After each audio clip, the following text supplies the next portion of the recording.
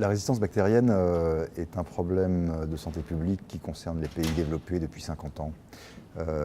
Une des questions majeures est de savoir ce qu'il en est dans les pays en voie de développement, et notamment dans les pays les plus pauvres.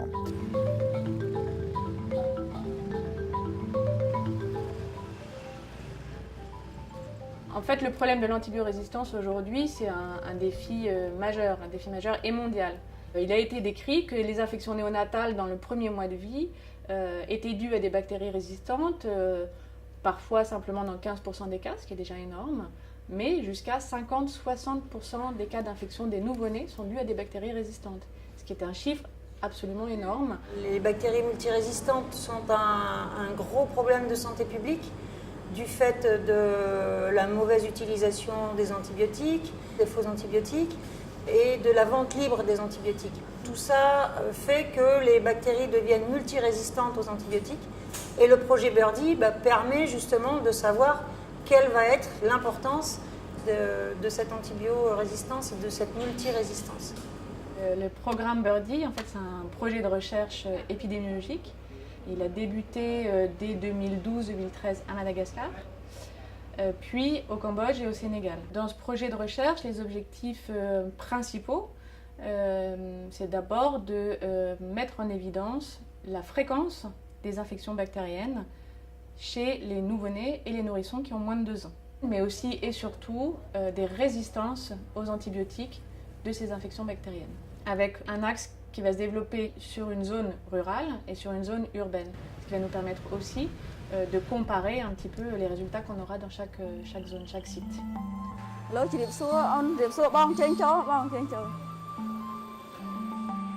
va être absolument présent au moment de la naissance de l'enfant, parce que c'est le moment le plus à risque d'infection, une infection sévère chez un nourrisson qui a moins de 2 ans, c'est la période néonatale. Et pour ça, donc, on va inclure la maman quand elle en est à son 3e trimestre de grossesse. On va pouvoir lui expliquer tranquillement et dans le détail, lui donner toutes les informations nécessaires sur l'étude que nous menons.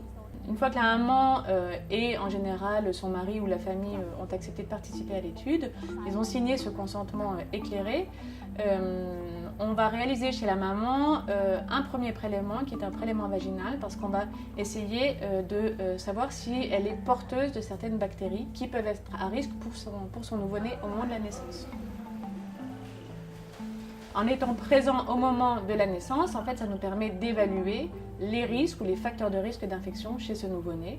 Le pédiatre va examiner l'enfant, va là encore décider s'il est nécessaire de faire certains prélèvements qui vont être envoyés à l'Institut Pasteur. Et par la suite, est-ce qu'il est nécessaire de mettre en route un traitement spécifique d'une infection ou pas, donc un antibiotique, ou toute autre chose comme un antipyrétique ou un traitement contre la diarrhée.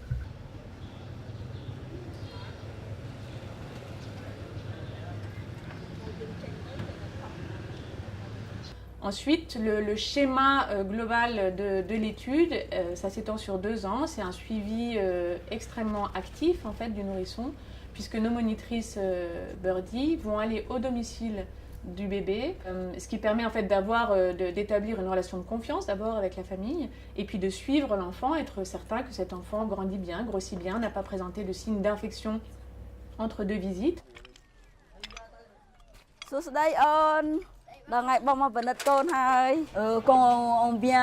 Quand on arrive chez eux, on dit bonjour et puis on dit comment ça va, et le bébé si ça va très bien ou pas. Après, on regardait l'enfant. On regarde la peau, les yeux, les oreilles.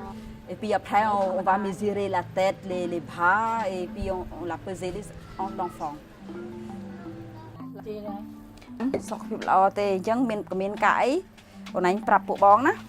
Ensuite, en ayant établi cette relation de confiance avec la maman et puis avec l'enfant, on demande en fait à la maman de nous prévenir ou de prévenir les moniteurs en cas de symptômes, en cas de signes infectieux. Je suis extrêmement reconnaissante, mais aussi étonnée par le travail qui est fourni par nos moniteurs sur les sites urbains et ruraux. Parce qu'en fait, ce qu'elle réalise est extrêmement difficile. C'est énormément de coups de fil, énormément de communication, et c'est pas toujours facile. On perd parfois de vue un enfant et elle s'attache particulièrement à le retrouver. Je pense que l'étude Birdie, elle apporte réellement quelque chose aux mères et aux familles, en ce sens qu'on prend en charge l'enfant s'il est malade. À partir du moment où il est malade, il va voir le médecin, il est hospitalisé ou non, il a besoin de médicaments, il a besoin d'antibiotiques, c'est Birdie qui va financer toute cette partie-là. Birdie a commencé au Cambodge en 2013-2014 grâce à MSD Avenir. Ce financement apporté est évidemment extrêmement important et vital pour développer des projets de cette ampleur. À partir des résultats que nous avons eus au laboratoire, j'espère que le projet Birdie pourrait permettre une prise de conscience des cliniciens et des pharmaciens sur la bonne utilisation des antibiotiques et qu'on puisse mettre en place des mesures préventives au même titre qu'une prévention de la typhoïde ou du choléra ou d'une shigellose. Évidemment, un des objectifs, c'est que ça a un impact sur les enfants.